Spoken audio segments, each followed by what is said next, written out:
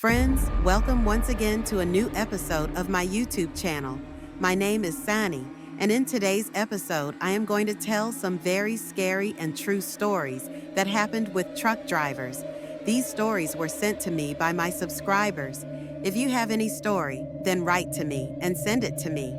My email ID will be visible to you on the screen, and yes, if you like all the stories in this video, then definitely like the video and tell on which topic you want the next stories, then let's go. Let's start the story. One of my listeners, Henry, had told me over the phone about this incident. Henry is a resident of Uttarakhand. This incident happened in the year 2001. At that time, Henry was working as a cleaner in a truck. At that time, Henry was 17 years old. But due to poverty, he had to leave his studies midway and look for a job to meet the household expenses. Anyway, he was not very good in studies, nor did he have much hope of getting a big suit boot job. He had to learn to drive a truck, and for that it was mandatory for him to work as a cleaner for some time. That is why he got engaged with a truck driver. The name of that truck driver was Gurpreet. He was from Punjab.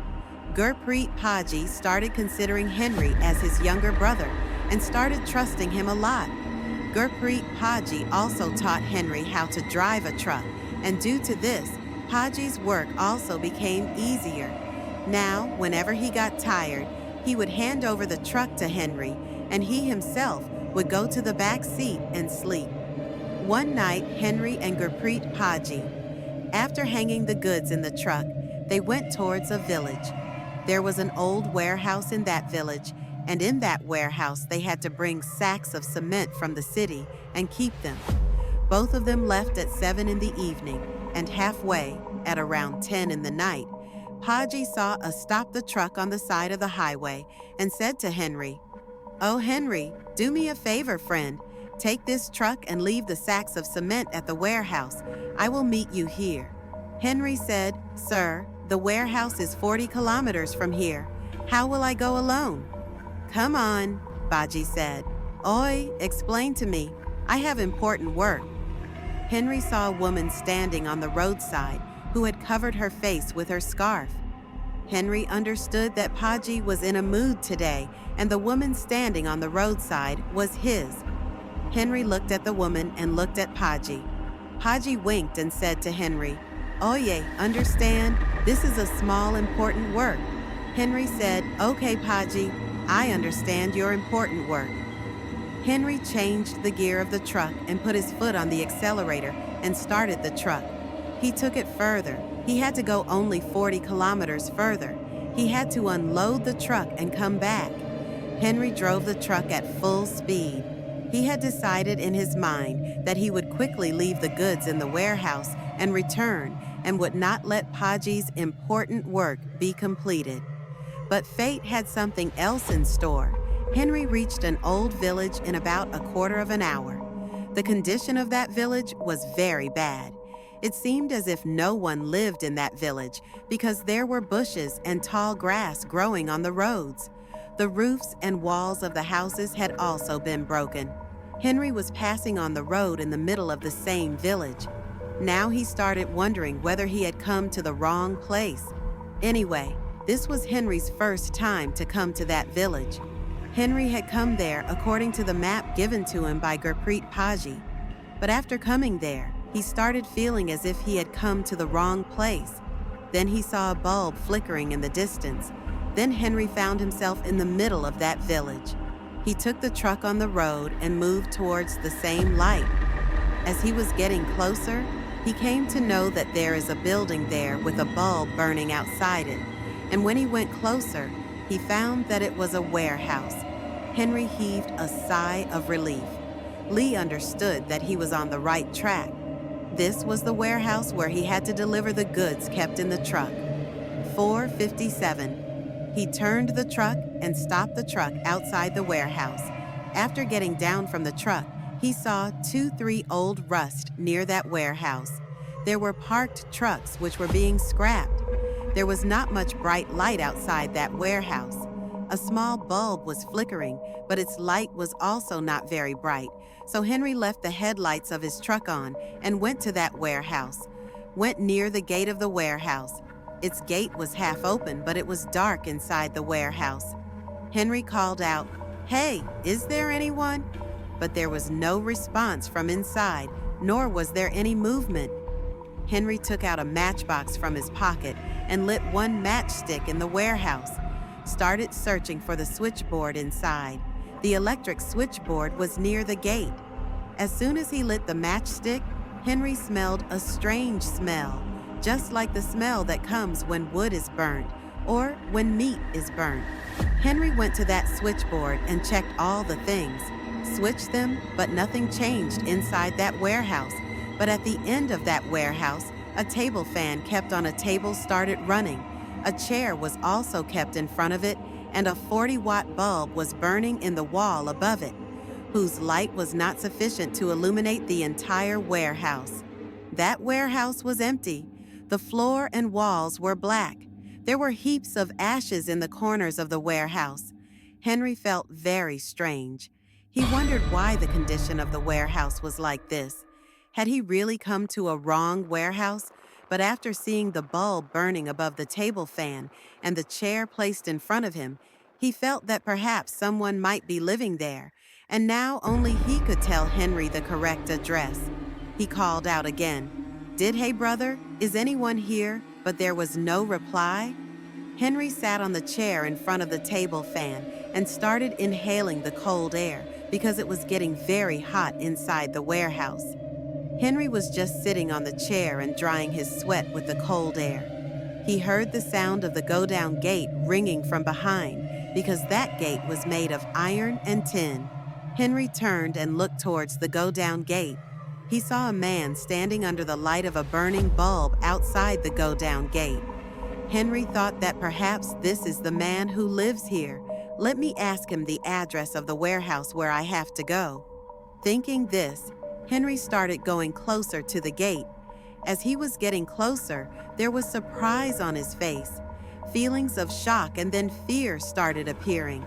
Seeing the person standing at the gate, Henry's eyes widened because standing at the gate was a burnt man whose skin and flesh were burnt and hanging from his body.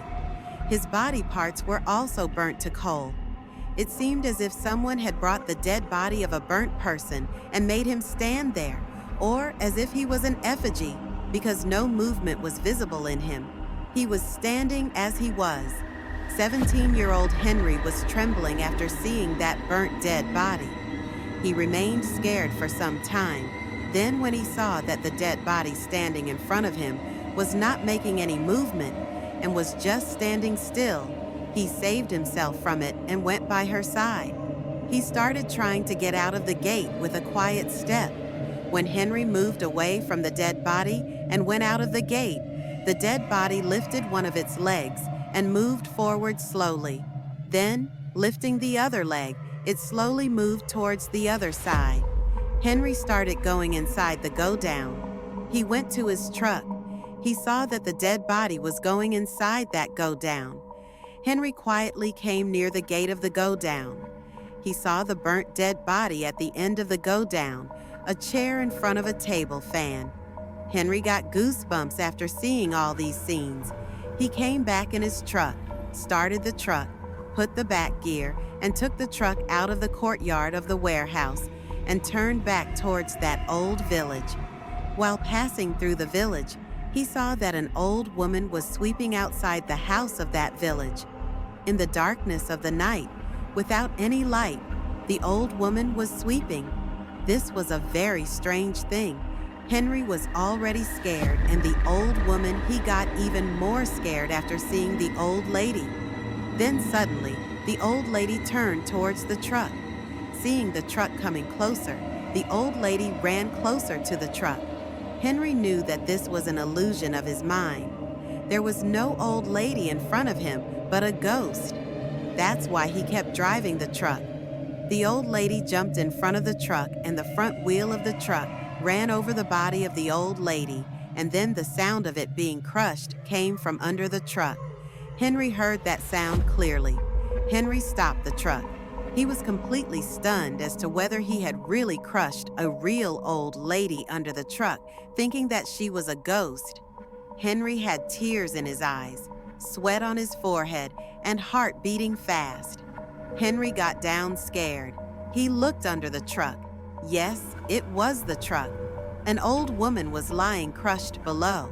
The wheel of the truck had run over her stomach, due to which her stomach had burst and was scattered on the road. Her organs had also fallen here and there, fluttering, and there was a lot of blood and pieces of flesh lying around. The old lady's eyes were open and her tongue was hanging out. 17-year-old Henry started vomiting after seeing all this. His body was trembling. He controlled himself and got back into the truck. He started the truck and drove ahead. The back tire of the bar truck also climbed over the crushed dead body of the old lady and moved ahead. Henry looked back in the back view mirror in fear, and what he saw made his eyes tear up because the dead body of the old lady was crushed on the ground. She started moving again, and its pieces started joining again, and the old lady started crawling on the ground and following Henry's truck. Henry did not delay anymore. He did not even care about the boring and bad road and increased the speed of the truck. He took his truck at full speed out of that village to the main road. After coming to the main road, he saw a motorcycle coming in the distance. When the motorcycle came closer, it stopped after seeing Henry's truck.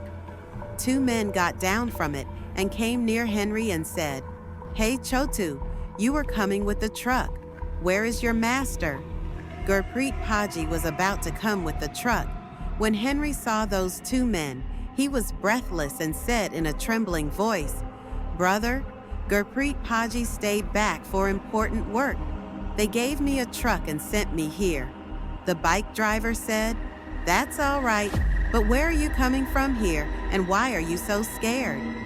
Henry told him everything, whatever had happened to him there. Henry told one thing to both the men. After that, one man sat in the truck with Henry and the other went ahead with the bike. Henry also took the truck and followed the bike rider. Then the man who was in the truck with Henry, he was sitting and taking stock of Henry's condition. He understood everything. He told Henry that many years ago, a truck driver was burnt alive inside the warehouse. Those who burnt him alive were people of the same village. Next day, the dead body was found sitting on a chair in front of which a table fan was running.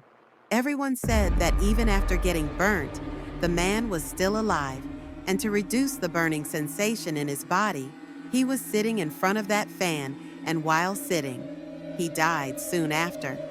The truck driver's mother, who lived in the same village, also committed suicide by jumping under a truck passing by on the road.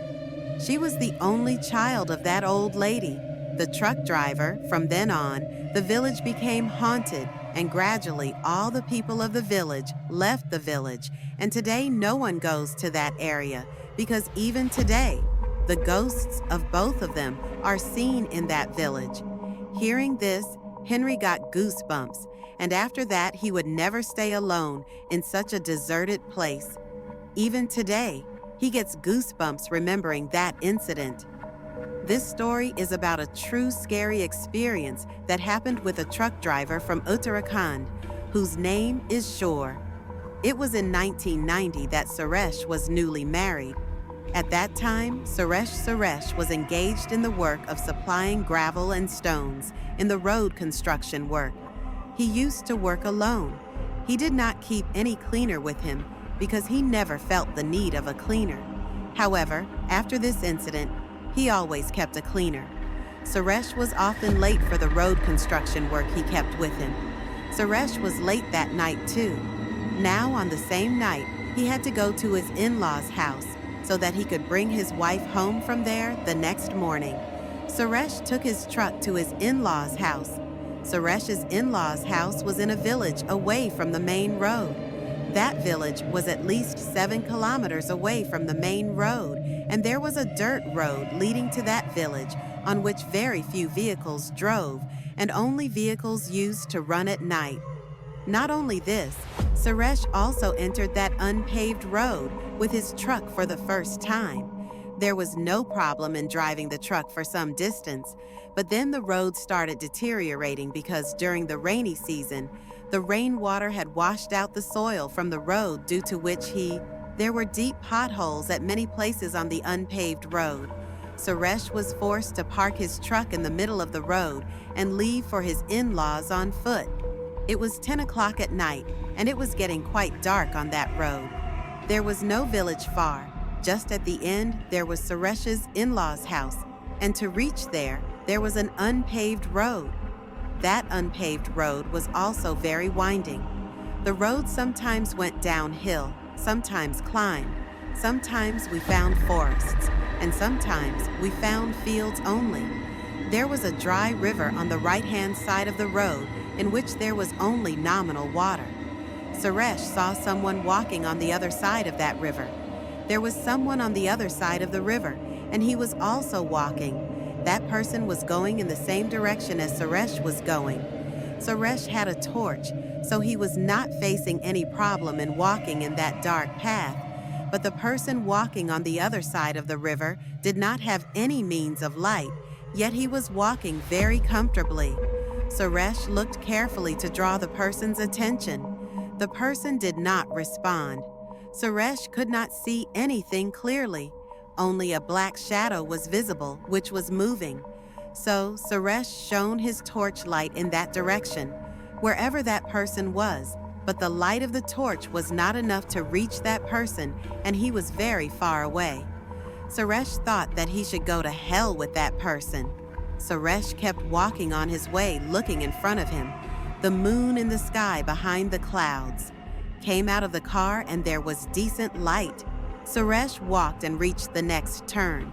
He saw another man in front of him moving forward with slow steps. Suresh coughed again so that the man in front would know that he was coming from behind. Coming, Suresh also shone the light of the torch on that man, but the man did not react. Suresh thought that these are very strange people. They have nothing to do with anyone in this village. Suresh, with fast steps, chased that man, overtook and went ahead. Suresh did not even see the face of that man and continued on his way. While walking, Suresh started feeling something strange. He felt as if someone was walking right behind him, very close behind him. Suresh did not know, thinking that the man was coming from behind him, but he would not walk right behind Suresh. Clinging to him, Suresh turned his head and saw that there was no one behind him. That man had also gone now. Suresh thought that maybe that man, he might have been left behind, or might have stopped somewhere. Suresh started walking back on his way. Suresh also took a look at the other side of the river. But the man who was walking earlier on the other side of the river was also no longer there. Perhaps that man too was from there. Thinking that he might have gone the other way, Suresh moved ahead again. He had just reached a little further when, after taking a turn, he saw another man walking in front of him. He was also going in the same direction as Suresh was going. Suresh was walking slowly. He shined his torch on the man. He was the same man whom he had overtaken a few moments ago. Now Suresh started feeling very strange. He was a little scared too. This man was behind. How did he come in front? Then he thought that he did not come here through some shortcut route. Suresh now kept following that man. He did not dare to go ahead of that man. The man in front slowly and gradually. Suresh was also walking behind him, taking small steps. He had just walked for some time when he heard a sound from behind him, as if someone was cleaning his sore throat. Suresh felt as if his someone was coming from behind. He looked back and was shocked to see that the same man was coming behind him, who was just walking ahead of him because he was wearing exactly the same clothes. Suresh again turned and looked in front of him. Now there was no one. Suresh again looked back. Now there was no one behind him. Seeing this, Suresh got so scared that he started walking in panic, tripped on his own feet, and fell down.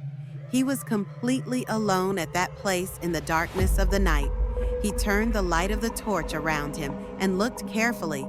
Now there was no one around. He quickly stood up and again started running towards his in-laws. This time, he kept running wildly. Then his eyes went to the other side of the river. He saw the river. On the other side, that person was also running who had been walking some time ago and had then disappeared, and now he was again visible on the banks of the river, and this time he was running along the river.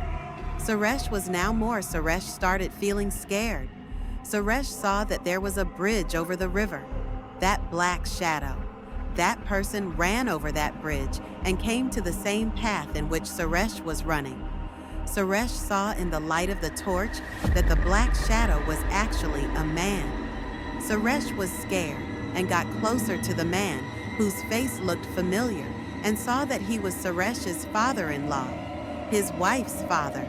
Suresh saw that his father-in-law had been running for so long, but he was standing very still while Suresh was half asleep. Suresh told his father-in-law that you were on the bank of the river. His father-in-law did not say anything and gestured to Suresh to follow him, and he himself started walking ahead. His father-in-law came to a road adjacent to that unpaved road. They entered the other narrow path. That path was going towards the forest. Suresh thought that maybe this would be a shortcut path, so he also started following his father-in-law. But then Suresh was not feeling right while walking behind his father-in-law. The bus was moving in the same tune, whereas Suresh's father-in-law considered Suresh good and used to talk to him a lot. But at that time, he was moving as if he did not even know Suresh. Now Suresh could not believe that the person walking in front of him was his father-in-law, so Suresh did one thing. He stopped walking behind his father-in-law and hid behind a tree. He also switched off his torch and stood silently and kept looking at his father-in-law. The father-in-law kept walking for some time, then suddenly stopped and stood in the middle of the path. He stood like that for a long time. He neither turned back nor moved forward. He just stood. Suresh started getting more scared, but then he felt something rustling near his feet. He looked towards his feet. Something was crawling in the grass near his feet. Suresh lit the torch and lit the light. He found a snake crawling in the grass near his feet. Suresh got scared and jumped away from there. He moved away and ran back towards the unpaved road that led towards his in-laws. While he was running, he realized that the man whom he thought was his father-in-law was also running from behind him. On reaching the unpaved road, he ran towards his in-laws. He could now see the village because the lights were on outside all the houses. Suresh kept running. He could feel the man running behind him. He could also hear the sound of deep, heavy breathing, filled with anger from behind him. Suresh kept running wildly and kept running until he found a temple on the side of the road outside the village. On reaching the temple, he stopped. He looked back with a sigh, saw that there was no one behind him now, but he could still hear that angry growl going away. He went away from there. Suresh kept laughing loudly for some time. He sat in the courtyard of the temple and remained silent. He bowed his head and thanked the statue of Lord Shiva present inside that temple, and then he moved towards his in-laws with fast steps. After reaching home, he told his wife and his father-in-law about him. Then his father-in-law told that it would be an illusion. Here in the dark of night, lonely travelers come across this illusion. Once someone gets trapped in the trap of lava, it becomes impossible for him to get out. A person from his own village got trapped in the trap of lava. Till today, that person roams around that village like a mad person and keeps muttering something or the other.